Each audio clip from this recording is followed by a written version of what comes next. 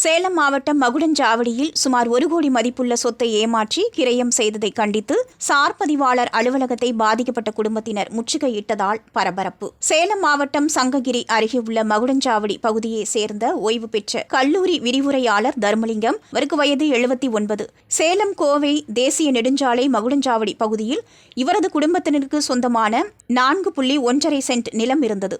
இதனை இவரது உறவினர்கள் சங்ககிரி நீதிமன்றம் மூலம் பாகப்பிரிவினை செய்து கொண்டு கிரயம் செய்த நிலையில் இந்த நிலத்தினை அசோக்குமார் என்பவர் போலியான ஆவணம் தயார் செய்து பச்சமுத்து என்பவருக்கு மகுடஞ்சாவடி சார் பதிவாளர் அலுவலகத்தில் சார் பதிவாளர் செல்லமணி பல லட்சத்தை பெற்றுக்கொண்டு தர்மலிங்கம் குடும்பத்தினருக்கு சொந்தமான நிலத்தை ஏமாற்றி கிரயம் செய்ததை அறிந்து அதிர்ச்சியடைந்த அவர் இன்று மகுடஞ்சாவடி சார் பதிவாளர் அலுவலகத்தை குடும்பத்துடன் முற்றுகையிட்டு மனு கொடுத்தார். இவர் மனு கொடுக்க வருவது அறிந்த அலுவலர் செல்லமணி அலுவலகத்திலிருந்து விடுப்பு தெரிவித்து வெளியே கிளம்பிவிட்டார். அவருக்கு பதிலாக மாற்று அலுவலர் பணியில் இருந்தார். இதுகுறித்து பாதிக்கப்பட்ட தர்மலிங்கம் கூறுகையில், எங்களது சொத்தினை ஏமாற்றும் நோக்கத்துடன் பல லட்சங்களை அரசு அதிகாரி பெற்றுக்கொண்டு கிரயம் செய்துள்ளதை திருப்பி தரக்கோரி சேலம் மாவட்ட ஆட்சியர், மாவட்ட காவல் கண்காணிப்பாளர், நில அபகரிப்பு பிரிவு, மகுடஞ்சாவடி காவல் நிலையம் மற்றும் இது சம்பந்தப்பட்ட அரசு அலுவலகங்களில் புகார் மனு கொடுத்துள்ளதாக தெரிவித்தார்.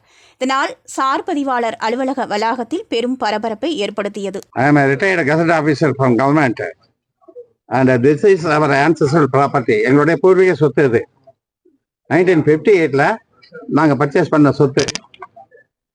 ஸோ அந்த சொத்து பூராவுமே பொறுமையா இருக்கட்டும்னு சொல்லிட்டு வெயிட் பண்ணிட்டு இப்பதான் நாங்க 4 வருஷமா சங்ககிரி கோர்ட்ல இது கேஸ் நடந்து ஃபைனலா 6 மாசத்துக்கு முன்னாடி கரையான் திருவதி கோர்ட்டா ஃபுல்லா கரையான் ஆயிடுச்சு. கரையான டாக்குமெண்ட்டை கொண்டு வந்து இந்த சப் ரிஜிஸ்ட்ரார்கிட்ட சப்மிட் பண்ணேன்.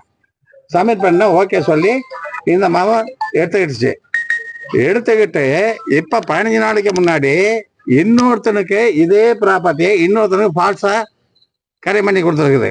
யாரு பேர்? அதுக்கு பேர் என்ன? அவன் அசோக்குமார்ங்கிற பேர்ல கரையம் பண்ணி அவன் பச்சமுத்துங்கிறவனுக்கு வித்துருக்குது.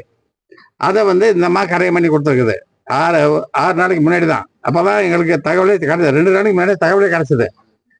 தகவலே கிடைச்ச பிறகு வாட்ஸ்அப்ல நேற்றுக்கு எஸ்பிஐ ஆபீஸ்ல வாட்ஸ்அப்ல நான் மெசேஜ் கொடுத்துருக்கிறேன்.